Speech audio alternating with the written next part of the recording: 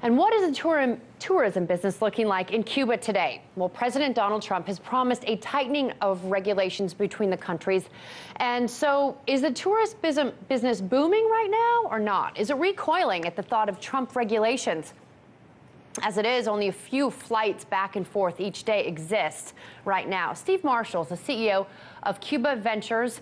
He joins us now from New York City. Hey, thanks for joining us on this Friday. Now, you spoke at a travel show in New York City today. How receptive are people to expanding tourism and business? Well, I mean, there were hundreds of agencies in the U.S. At the show today, and all of them interested in sending their clients to Cuba. So do they feel like there might be a tight timeline on that? Because he's signing a ton of executive orders right now. He's obviously going to put forward a unique agenda on Cuba. What's the climate like now with the travel business going to Cuba? Any worry? Well, not really.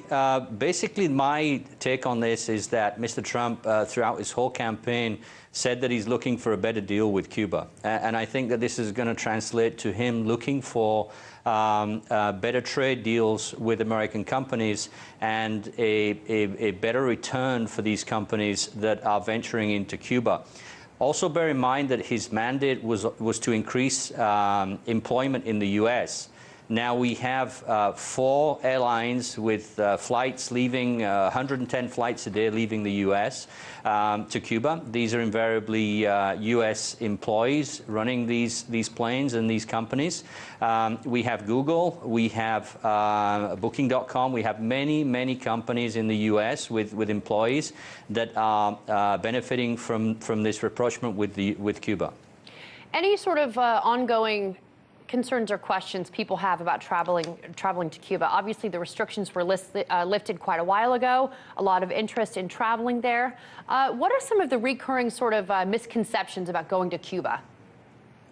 Well, I guess the main misconception is that the tourists from the U.S., many don't understand that visiting Cuba cannot be for a vacation. There has to be some educational or fact-finding component to every trip that a U.S. Citizen partakes to the island. So basically you have to lie and tell them you're going to go study there to go see, old Cuba. Well, I don't know about that. No. Hey, I would if I want to go see Cuba. Well, if you've got to lie about going to study, come on. I mean, what do people make up when they're trying to take a vacation to Cuba? Well, listen.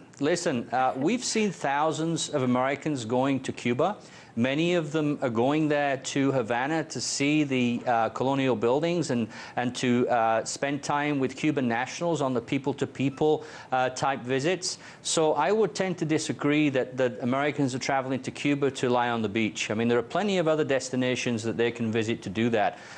What I found in my experience at our company and with the U.S. citizens that have visited there, these have been educational trips, fact-finding, learning more about the country and spending time with Cubans. And this would seem to slot perfectly into President Obama's philosophy many years ago, 2 years ago now.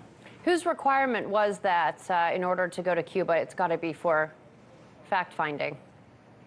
Well, fact-finding, educational purposes. But who said that? Who said that? Was it Cuba or was it the United States?